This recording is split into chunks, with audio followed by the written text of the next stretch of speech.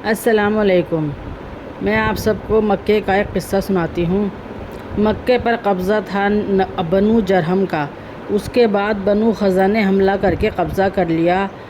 تو انہوں نے کیا کہ جب وہ بھاگے تو انہوں نے زمزم کا جو کنواں تھا اسے بند کر دیا، اس کے اندر مٹی ڈال دی اور پتھر ڈال کر اسے برابر کر دیا۔ 300 سال وہ بند رہا کنواں۔ 300 سال کے بعد جب حضرت عبد المطلب مکے کے سردار بنے، حضرت ہاشم کے انتقال کے بعد، تو انہوں نے خواب دیکھا کہ کوئی کہہ رہا ہے پاک پانی نکالو، اور خواب ختم ہو گیا۔ اگلے دن پھر خواب دیکھا کہ کوئی کہہ رہا ہے پاک پانی نکالو، اور آنکھ کھل گئی۔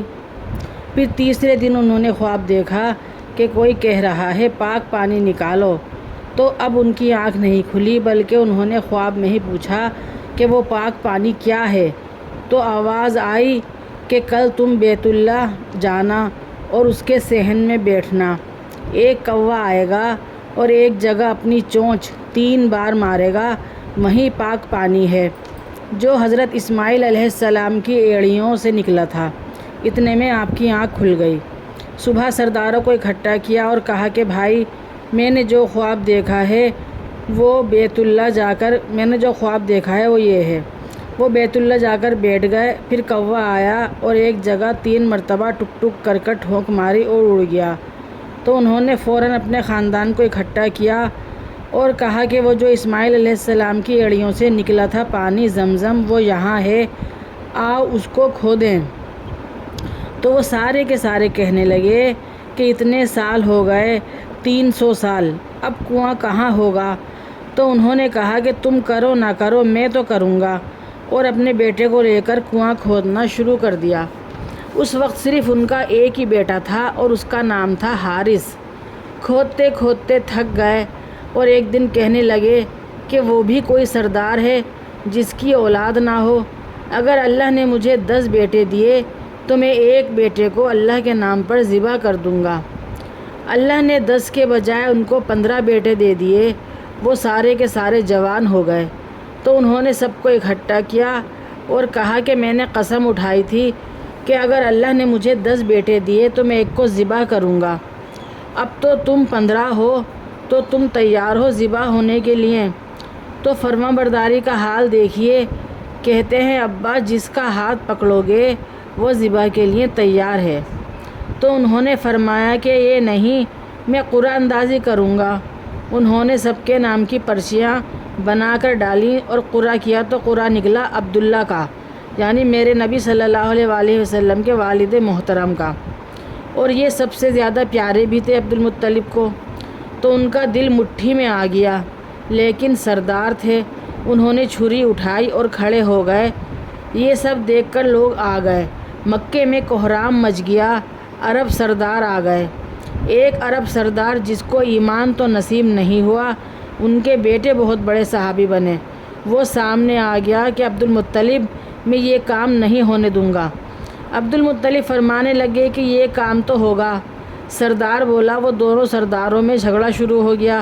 سارے مکے والے دوسرے سرداروں کے ساتھ ہو گئے اور عبد المطلب اکیلے رہ گئے۔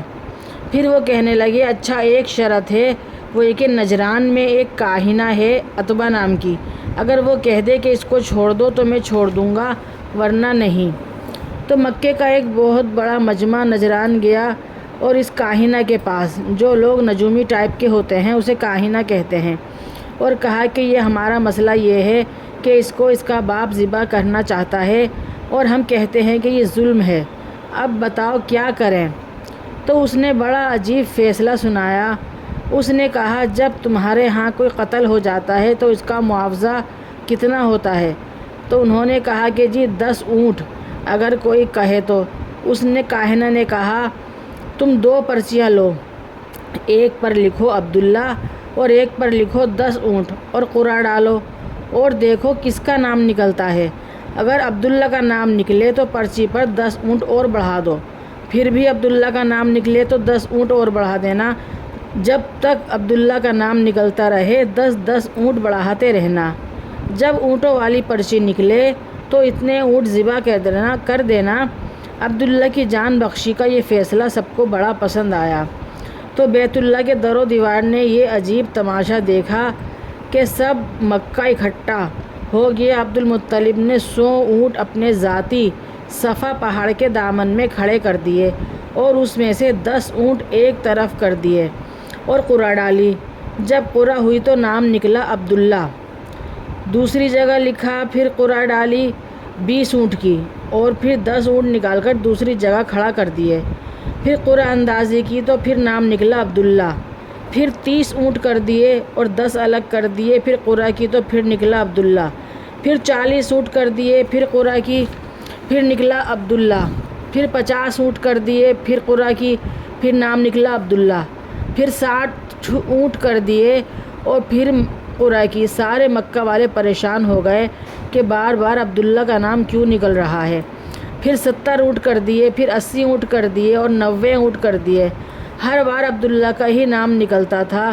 اب 100 اونٹ کر دیے اور عبدالمطلب کے ماتھے پر پسینہ آنے لگا اور انہوں نے کہا کہ اب کیا ہوگا۔ سب مکہ والوں کے رنگ زرد ہو گئے کہ اب کیا ہوگا۔ پھر جو قرعہ کی دھڑکتے دل کے ساتھ تو دیکھا کہ لکھا تھا 100 اونٹ۔